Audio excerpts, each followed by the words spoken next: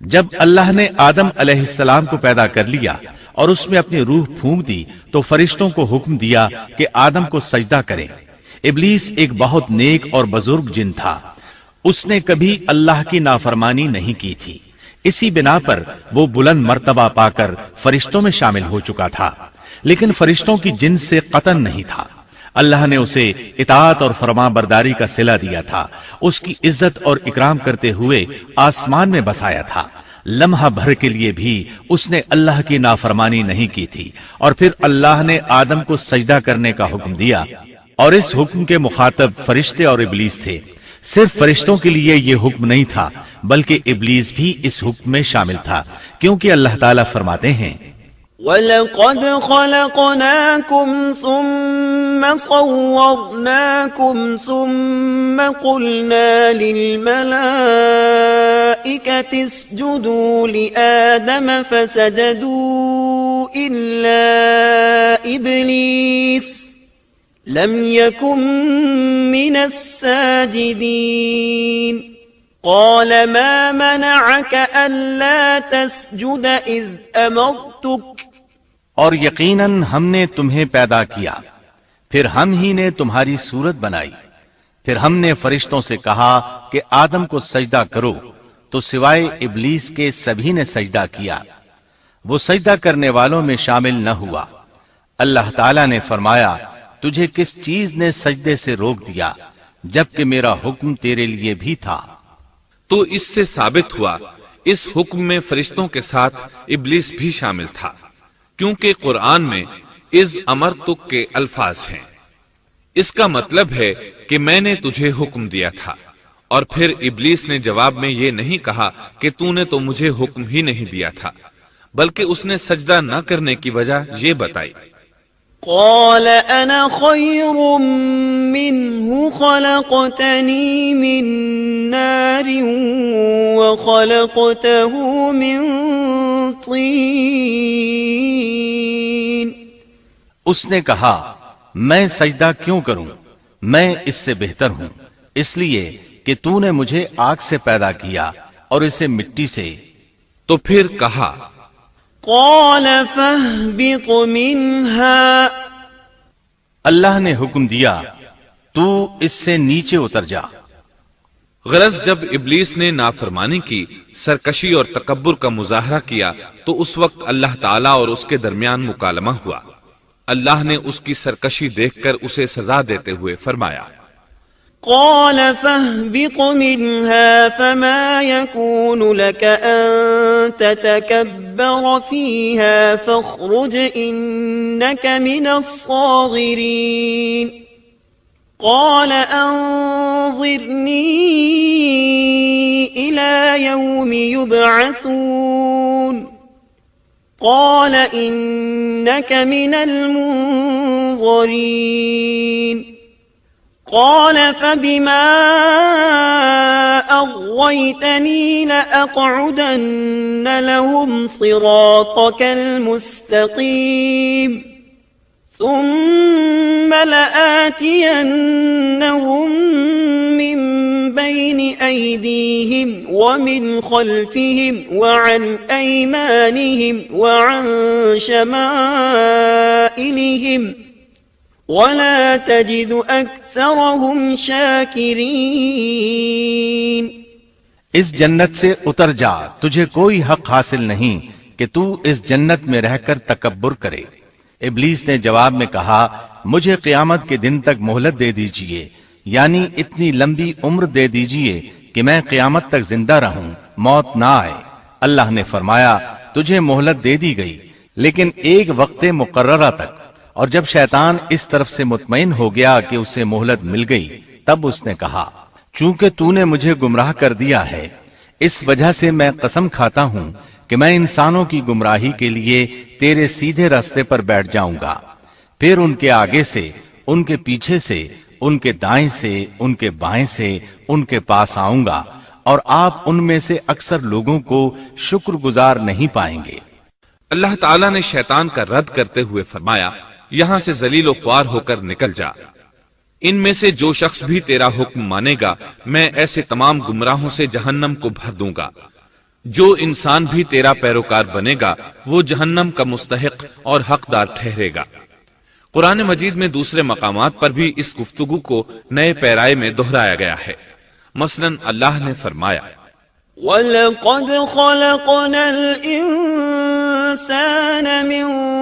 صَلْصَالٍ مِنْ حَمَإٍ مَسْنُونٍ وَالْجَانَّ خَلَقْنَاهُ مِنْ قَبْلُ مِنْ نَارِ السَّمُومِ وَإِذْ قَالَ رَبُّكَ لِلْمَلَائِكَةِ إِنِّي خَالِقٌ بَشَرًا مِّن صَلْصَالٍ مِّنْ حَمَإٍ مَّسْنُونٍ فَإِذَا سَوَّيْتُهُ وَنَفَخْتُ فِيهِ مِنْ رُوحِي فَقَعُوا لَهُ سَاجِدِينَ فسجد الملائكة كلهم أجمعون إلا إبليس أبى أن يكون مع الساجدين قال يا إبليس ما لك ألا تكون مع الساجدين قال لم أكن لأسجد لبشر خلقته من صلصال من حمأ مسنون قال فاخرج منها فإنك رجيم وإن عليك اللعنة إلى يوم الدين یقیناً ہم نے انسان کو کھنکھناتی مٹی سے پیدا فرمایا ہے جو کہ سڑے ہوئے گارے کی تھی، اور اس سے پہلے ہم نے جنات کو لو والی آگ سے پیدا کیا۔ اور جب تیرے پروردگار نے فرشتوں سے فرمایا میں انسان کو سیاہ بدبودار کھنکھناتی مٹی سے پیدا کرنے والا ہوں، جب میں اسے پورا بنا چکوں اور اس میں اپنی روح پھونک دوں تو تم سب اس کے لیے سجدے میں گر پڑنا۔ چنانچہ تمام فرشتوں نے سجدہ کیا سوائے ابلیس کے، اس نے سجدہ کرنے والوں میں شمولیت اختیار کرنے سے صاف انکار کر دیا۔ اللہ تعالیٰ نے فرمایا اے ابلیس تجھے کیا ہوا کہ تو سجدہ کرنے والوں میں شامل نہ ہوا؟ وہ بولا میں ایسے انسان کو سجدہ نہیں کر سکتا جسے تو نے سیاہ بدبودار کھنکھناتی مٹی سے پیدا کیا ہے۔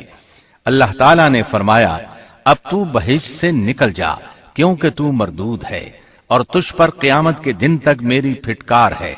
قال رب فأنظرني إلى يوم يبعثون قال فإنك من المنظرين